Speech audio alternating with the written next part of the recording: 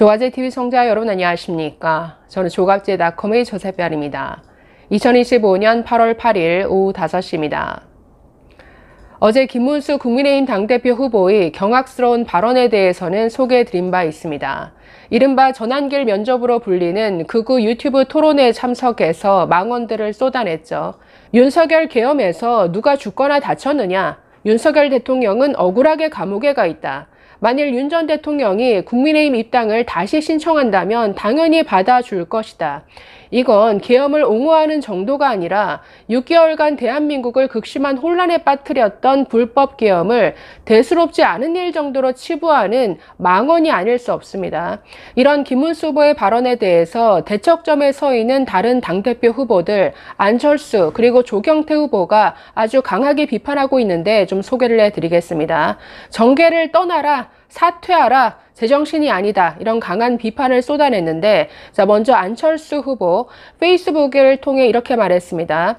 대선 유세 때마다 저와 함께 현장에서 국민에게 드렸던 사과는 무엇이었는가? 단일화 거짓말, 불출마 거짓말, 사과 거짓말을 하며 피노키오 김문수 후보가 되고 있다라고 지적했는데 어제 김문수 후보의 발언은 그야말로 극우 본색을 제대로 드러낸 발언이었죠. 그럼으로써 과거 대선 때 국민께 했던 모든 사과와 모든 행보들이 다 거짓이었음을 극우 본색을 드러내지 않기 위한 비겁한 말바꾸기, 비겁한 거짓말이었음을 스스로 인증하는 이런 발언이라는 거죠. 이분 대선 때 어떻게 얘기했습니까? 계엄을 옹호하지는 않지만 민주당도 잘못이 있어. 부정선거를 믿지는 않지만 선관위도 잘못이 있어. 대선 때도 굉장히 비겁하게 말을 애매하게 했었는데 그 모든 것들이 극우 본색을 감추기 위한 이런 말바꾸기, 이런 스탠스였다라는 것을 어제 사실상 인정한 것이죠. 자, 안철수 후보는 오늘도 계속해서 비판을 이어갔습니다. 자, 페이스북을 통해서 대한민국 헌정사의 죄인이다. 누가 죄인이냐? 김문수, 장동혁, 그리고 전환길을 싸잡아 비판했습니다. 전환길은 이재명 민주당의 더 이로운 인물이다. 윤석열 전 대통령을 아버지라 부른다. 자, 그럼 김문수는 삼촌이고 장동혁은 아들인가?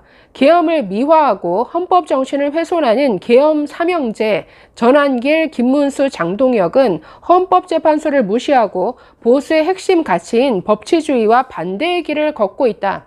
이들은 국민의힘을 내란 정당으로 몰아가려는 민주당에게 명분을 주고 도와주고 있다. 이쯤 되면 이재명 민주당과 같은 편이 아닌지 되묻지 않을 수 없다. 이런 사람들을 우리 당의 이름으로 인정할 수 있겠나? 우리가 나서서 막아야 한다. 저 안철수는 국민의힘을 내란 정당으로 몰아가는 전환길, 김문수, 장동혁, 이재명, 정청래 세력을 단호히 막겠다라고 강하게 비판했습니다. 지금 전환길, 김문수, 장동혁을 내란 삼형제다. 오히려 민주당, 정청래 도우미가 되고 있다라고 비판했는데 민주당이 좋아할 일만 지금 하고 있는 것이죠. 자, 조경태 후보도 페이스북을 통해서 이렇게 비판합니다. 폭력을 행사했지만 다친 사람이 없고 칼을 휘둘렀지만 죽은 사람이 없어서 죄가 없다는 게 말이 되는 소린가?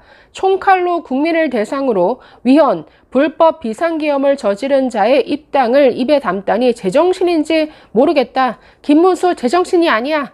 김 후보는 즉각 후보직을 사퇴하고 정계를 떠나라. 자, 이렇게 요구했는데 전혀 떠날 생각은 없는 것 같죠. 만약에 당대표로 당원들이 이 사람을 뽑는다라고 한다면 정말 정청래의 이 내란 정당 해산이 현실화되지 않을까 걱정이 됩니다. 자, 장동혁 후보도 김문수 후보와 똑같은 발언을 했습니다. 윤 대통령이 입당 신청을 한다면 받지 못할 이유가 없다. 역시나 장동혁 이 정말 극우들의 또 부정선거를 믿는 이 지지자들의 어떤 표를 얻기 위해서 역시나 똑같이 이 극우 유튜브 토론회에 참석했었죠. 그러면서 극우몰이 하지 말아라. 자신은 극우 아니다 항변하고 있지만 아니 계엄을 옹호하는데 그리고 부정선거론에 박수치고 있는데 어떻게 극우가 아니라는 거죠. 그래서 지금 계엄 옹호하고 부정선거론을 얘기한다. 이건 두말할 것 없이 그냥 극우라고 부르면 될 것 같습니다. 저는 참 안타까운 게 이 김문수 후보, 사람들은 굉장히 당당하다라는 이런 인식을 가지고 있죠. 과거 민주화 투쟁에서 정말 몸바쳐서 이렇게 투쟁했던 사람 아니냐. 그런데 극과 극은 통한다고 해야 될까요? 극좌에서 극으로 옮겨간 분이라는 거죠. 아니, 당당하다라는 김문수가 이렇게 비겁한 행태를 보여야 하는가? 왜 이렇게 말 바꾸기를 하냐는 겁니다. 제가 앞서도 말씀드렸지만 부정선거는 믿지 않는데 그래도 내 의심이 가는 것에 대해서 선관위가 이거 해명해 줘야 한다. 이런 식으로 대선 때 피해 갔습니다. 이분 부정선거론자잖아요. 어제 그 유튜브 토론회에서는 부정선거 음모론을 믿는 것을 전혀 숨기지 않았습니다. 질문을 한 사람이 성창경 씨였는데 이 성창경이라는 분은 어떻게까지 얘기했느냐. 부정선거의 증거가 차고 넘친다. 그런데 대체 왜 국민의힘이 이걸 못 받아왔는지 모르겠다. 그러니 미국에서 부정선거 감시단이 한국에까지 와서 이걸 주장하고 있는 것 아니냐. 아니, 김문수 후보 왜 지난 대선에서 대선 결과를 그렇게 빨리 승복했느냐. 아니, 대선 결과에 왜 그렇게 빨리 승복한 거예요. 이런 발언까지 했습니다. 여기에 대해서 김문수 후보 부정선거는 없었다라고 항변하는 것이 아니라 부정선거에 대해서는 저보다 더 잘 아는 사람이 없습니다. 부정선거가 있을 때마다 제가 현장에 갔었고, 재판이 열릴 때마다 갔어서 누구보다 부정선거의 현실과 어떤 제도적 상황에 대해서 누구보다 잘 알고 있다.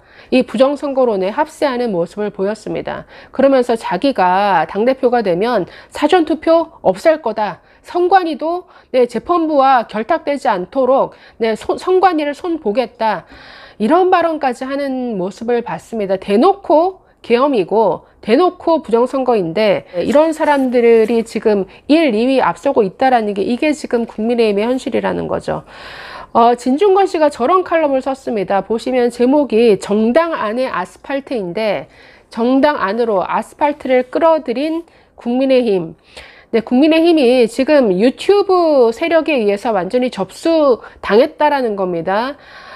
좀 흥미 있으신 분은 저 칼럼 한번 읽어보시기를 권해드리는데 지금 양당이 똑같다라는 거죠. 민주당도 김어준과 같은 유튜버에 휘둘리지만 국민의힘도 부정선거 음모론에 빠진 그런 유튜버들에게 너무나 휘둘리고 그 지지자들 자체가 완전히 세뇌당한 상태라는 거죠. 이 칼럼 마지막 부분만 한번 읽어드리겠습니다. 이렇게 말합니다. 당원과 지지자들의 정치적 학습을 그동안 당이 아니라 유튜브가 대신해 왔기 때문이다. 정치의식 자체가 유튜브로 형성되다 보니 당원과 지지자들의 적어도 과반이 그 운영자들의 극단적 사고에 거의 세뇌당한 상태다. 혁신의 진짜 걸림돌은 유튜버로 빚어진 당원과 지지자들의 이런 극우적 마인드. 당의 주류인 친윤 세력은 거기에 슬쩍 편승해 그것을 자기들에 대한 변명과 자기들의 기득권 유지를 위한 수단으로 활용하는 것뿐이다. 계엄과 탄핵이라는 거대한 파국을 막고도 깨지지 않은 단단한 머리가 내년 지방선거의 패배와 같은 자디잔 파국 따위로 깨질 것 같지도 않다. 그러니까 내년 지방선거에서 국민의힘이 대패하더라도 정신 안 차릴 거란 얘기입니다. 그들에겐 자신들의 인지 부조화를 해결할 막강한 무기, 부정선거론이 있기 때문이다. 자, 이 수렁에서 벗어나려면 온 오프라인에서 당원, 지지자들과의 정치적 접촉을 확대하고 일상화하여 인내를 가지고 그들을 설득하는 수밖에 없다. 지금 상황에선 설사 혁신 세력이 당권을 잡아도 유지할 수가 없다. 모두가 짜증나는 상황이다. 계파 간의 충돌을 일으키기보다 이제라도 당원과의 접촉면을 넓혀 나가는 것, 그것 외에 다른 수는 없어 보인다. 문제는 지금 국민의힘 당권을 잡고 있는 지도부가 이런 의지가 전혀 없다라는 것, 그냥 윤 어게인 세력과 함께 그냥 기득권 유지에만 힘을 쓰고 있는 모습으로 보입니다. 그러니 더욱더 짜증나는 상황인 거죠. 감사합니다.